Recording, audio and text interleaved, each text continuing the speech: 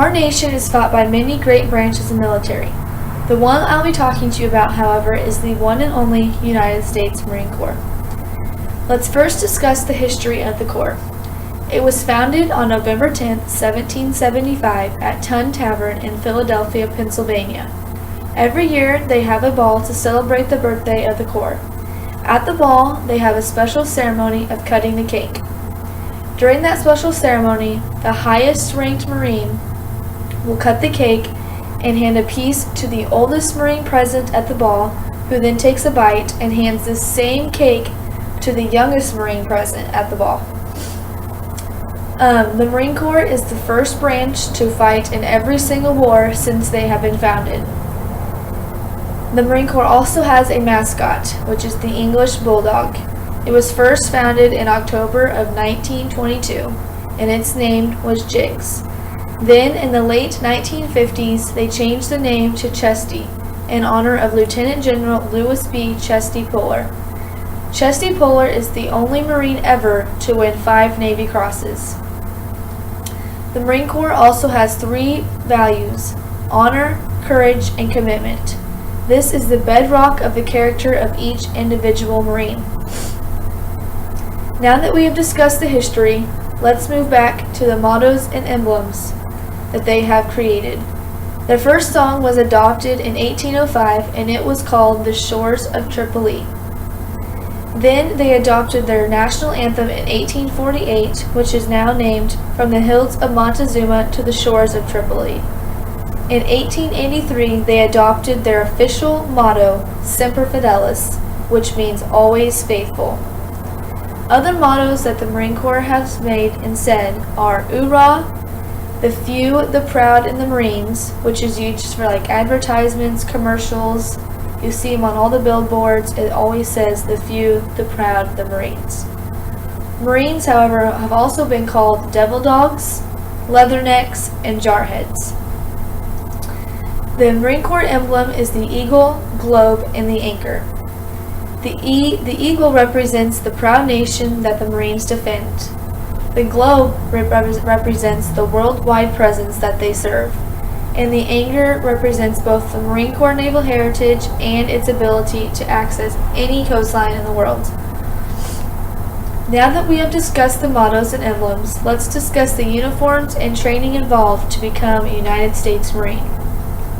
Both men and women go through extensive training to become a Marine. After they become a Marine, they have the privilege to wear their uniforms. The first step in becoming a Marine is they have to go through boot camp, which is required of 3 months with 3 different types of phases. There are 2 recruit depots in the United States. There's one in San Diego, and then there's one in Parris Island. The men go to both San Diego and Parris Island. It just depends on what side of the Mississippi River you live on.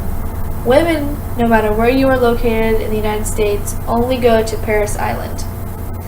After boot camp, they then go to training, which is either the School of Infantry or the Marine Combat Training. The School of Infantry is 2 months long, and the Marine Combat Training is 1 month long. School of Infantry is more like shooting and using weapons, and the Marine Combat Training is more of like you're smart and you work with the equipment. And the Marine Combat Training, you're mostly called POGs, and in the School of Infantry, you become grunts. The most common uniforms that the Marines wear are their dress blues and their service uniforms. The dress blues can be worn at funerals, balls, weddings, and very special events. Their service uniforms are worn at court official visits and reporting for duty on the shore, and also worn to like the White House. Their utility uniforms, which is called camis, are worn at work. They have 2 different kinds. They have the woodland camis, which are worn during the winter months, and then they have the desert camis, which are worn during the summer months. They also have their PT gear, which is green on green. They have their green shorts with their matching green shirts. These are to be worn whenever PTing, and they have to be tucked in. If it's colder outside, they are required or can wear matching green sweatpants with the matching green sweatshirt. They are also allowed to wear these track suits, which is green with gold and scarlet lettering.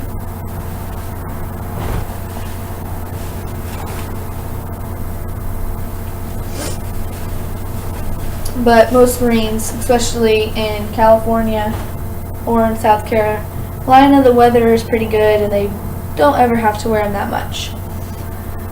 Alright, now that we have went through the info on the United States Marine Corps, I hope you have learned the history and the requirements of the Marine Corps. I am very proud to say that I am married to one and respect each and every one of the men and women that have fought for our country.